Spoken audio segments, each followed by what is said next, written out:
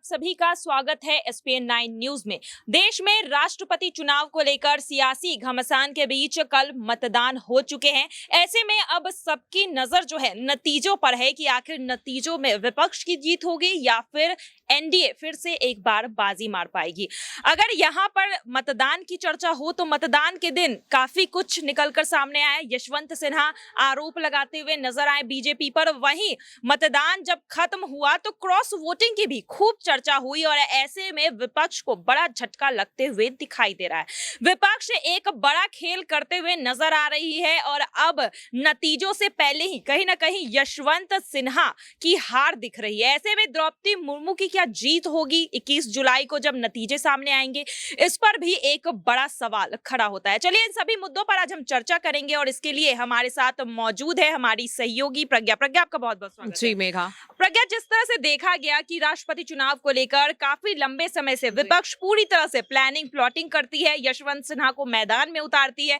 लेकिन जब चुनाव का दिन आता है, जब वोटिंग की बात आती है तो देखा जाता है विपक्ष में वो एकता नहीं देखने को मिलती है। यहाँ पर क्रॉस वोटिंग की जिस तरह से खबरें सामने आई है, क्या यहाँ पर पहले ही बड़ा खेल हो चुका है? जी बिल्कुल, साफ तौर पर देखिए मेघा, जिस तरह से पहले भी ऐसा लग रहा था कि कई विपक्षी दलों ने यहाँ पर विपक्ष को धोखा देकर एनडीए में समर्थन दे दिया, लेकिन जब वोटिंग हुई तो वोटिंग के बीच एक और बड़ा झटका यहाँ पर विपक्ष को लगा कि जिन पार्टियों ने समर्थन देने का वादा किया था उन पार्टियों के भी कई विधायकों ने यहाँ पर यशवंत सिन्हा के खिलाफ वोट डाला है। यही वजह है कि जब वोटिंग चल रही थी उसी बीच किस तरह से यशवंत सिन्हा ने मीडिया से बातचीत करते हुए वो जमकर पीएम मोदी और द्रौपदी मुर्मू पर निशाना साधते हुए नजर आया और इसी के साथ उन्होंने क्रॉस वोटिंग करने वाले विधायकों पर भी जमकर यहाँ पर निशाना साधा। तो कहीं ना कहीं अगर भले ही चाहे रिजल्ट 21 जुलाई को आना है, लेकिन इस वक्त जो क्रॉस वोटिंग के अगर समीकरण को समझने की कोशिश करें तो मेघा, कहीं ना कहीं रिजल्ट आने से पहले ही द्रौपदी मुर्मू की जीत यहाँ पर एक बार देखी जा रही है। जी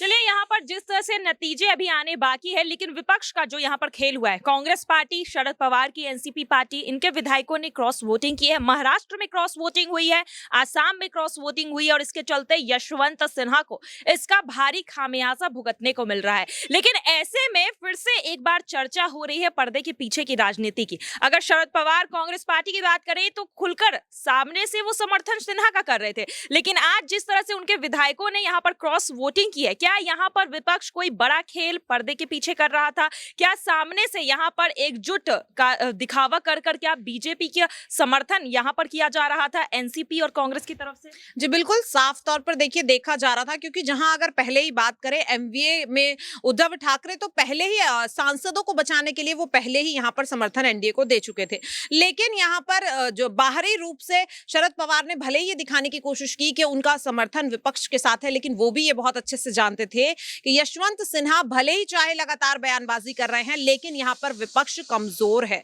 और जिस तरह से यहाँ पर अगर विधायकों ने यहाँ पर क्रॉस वोटिंग की है तो देखिए यहाँ पर जिस तरीके से अगर इसे समझने की कोशिश करें तो जरूर यहाँ पर पर्दे के पीछे कुछ अलग ही राजनीति चल रही है, जिसे लेकर अभी हाल ही में कांग्रेस के एक विधायक ने ये कहा भी था कि यहाँ पर राजनीति को कोई और अंदर से ऑपरेट कर रहा है। तो देखिए ये नहीं माना जा सकता कि अगर क्रॉस वोटिंग हुई है तो यहाँ पर पार्टी के जो आला कमान है उनको इस बात की खबर नहीं होगी। हालांकि विपक्ष है तो विपक्ष के नाते कोशिश पूरी की गई, लेकिन क्रॉस वोटिंग यहाँ पर हुई है तो ये नहीं कहा जा सकता कि आला कमानों को इसकी खबर नहीं थी। मेघा जी बिल्कुल, यहाँ पर ऐसा हो नहीं सकता कि शरद पवार यहाँ पर जिस तरह से राहुल गांधी सामने आकर समर्थन दे रहे तो उन्हें भनक ना होगी और यहाँ पर 20 से 25 विधायक क्रॉस वोटिंग कर देंगे। और जिस तरह से देखा गया कि यशवंत सिन्हा को मैदान में विपक्ष पार्टी उतारती है, लेकिन उसके बाद एक एक कर विपक्षी पार्टियों के अंदर फूट पड़ती गई, अलग होते गए और जैसे ही मतदान का दिन आया वहां पर भी क्रॉस वोटिंग हो गई। इससे पहले भी यशवंत सिन्हा ने एक बड़ी बात कही थी जिस दिन मतदान हो रहे थे। उस दिन कहा था कि ये सब पैसों का खेल है और हमारे पास उतने पैसे नहीं है।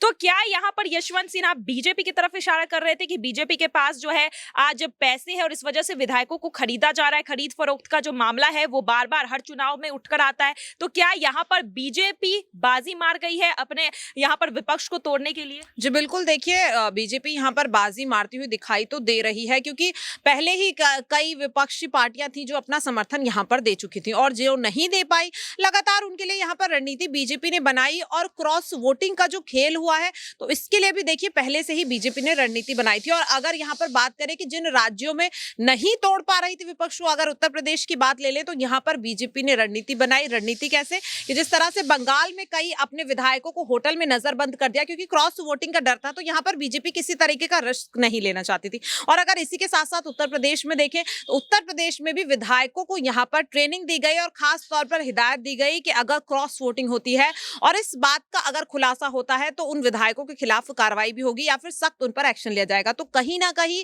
यहाँ पर बीजेपी ने एक अच्छी रणनीति खेली है, रिस्क यहाँ पर कोई पहले नहीं लिया है। और अगर यहाँ पर विपक्ष की बात करें तो कहीं ना कहीं विपक्ष यशवंत सिन्हा की बयानबाजी के चलते ओवर कॉन्फिडेंस हो गया। जो रणनीति यहाँ पर एनडीए ने बनाई, अगर ऐसी रणनीति यहाँ पर मेघा कांग्रेस अगर बनाती या फिर एनसीपी बनाती तो शायद आज रिजल्ट आने से पहले ही द्रौपदी मुर्मू की जीत होती हुई नहीं दिखाई देती, क्योंकि जब वोटिंग चल रही थी तो टक्कर कांटे की थी, लेकिन जैसे ही क्रॉस वोटिंग आई तो पूरा समीकरण ही बदल गया यहाँ पर मेघा जी। बिल्कुल, यहाँ पर जिस तरह से एनडीए अपने विधायकों को, एमपी को बुलाकर प्रैक्टिस करवा रहे थे, यहाँ पर कैसे वोटिंग की प्रक्रिया होगी ताकि क्रॉस वोटिंग ना हो, ये सारी चीजें जो है वो देखने को नहीं मिली विपक्ष में। विपक्ष जो है पूरी तरह से ओवर कॉन्फिडेंट होकर यशवंत सिन्हा के नाम पर दांव खेलकर बैठ गई और जिसके नतीजे में देखने को मिला कि क्रॉस वोटिंग हुई। और आज विपक्ष जो है ये बात जान रही है कि अब जो है नाम मात्र घोषणा बाकी रह गई है, जीत द्रौपदी मुर्मू की ही होनी है। यशवंत सिन्हा को लेकर लगातार हम चर्चा कर रहे हैं, विपक्ष की नीतियों पर क्या आप सवाल नहीं उठते, क्योंकि राष्ट्रपति के चुनाव अब जा चुके हैं, यहाँ पर जो खेल खेलना था विपक्ष ने खेल लिया है। क्या अब यहाँ पर फोकस विपक्ष का उपराष्ट्रपति चुनाव के लिए नहीं होना चाहिए, क्योंकि उपराष्ट्रपति चुनाव में भी इसी तरह की चीजें होने का डर है, तो क्या इसके लिए विपक्ष कोई बड़ा कदम उठा सकती है? जी बिल्कुल, देखिए उठाना तो चाहिए और यहाँ पर कहीं ना कहीं उठाया भी है। देखिए जिस तरीके से अब तक का अगर इतिहास निकाल कर देखें तो उपराष्ट्रपति पद पर कोई महिला अभी तक नहीं रही है और ये चीज यहाँ पर विपक्ष ने भांप ली है, क्योंकि जिस तरह से राष्ट्रपति चुनाव के लिए यहाँ पर एनडीए ने आदिवासी और महिला प्रत्याशी का दांव खेला है, तो अब विपक्ष इस चीज को समझ चुका है और यही वजह है उपराष्ट्रपति जो पद है उसके लिए यहाँ पर विपक्ष ने एक महिला कैंडिडेट को उतारा है। तो देखिए देखने वाली बात होगी कि राष्ट्रपति चुनाव में जो ओवर कॉन्फिडेंस यहाँ पर विपक्ष ने दिखाया, क्या इससे कोई सीख यहाँ पर विपक्ष उपराष्ट्रपति चुनाव के लिए लेता है। हालांकि यहाँ पर रणनीति तो बनाई जा रही है जिस तरीके से महिला कैंडिडेट को उतारा है, लेकिन यहाँ पर और भी चीजें हैं जिन्हें देखना होगा, क्योंकि क्रॉस वोटिंग के चलते ही राष्ट्रपति चुनाव में यहाँ विपक्ष कहीं ना कहीं पिछड़ता हुआ नजर आ रहा है। तो इस चीज पर यहाँ विपक्ष के पास अभी मौका है, तो अभी से अगर अपने विधायकों पर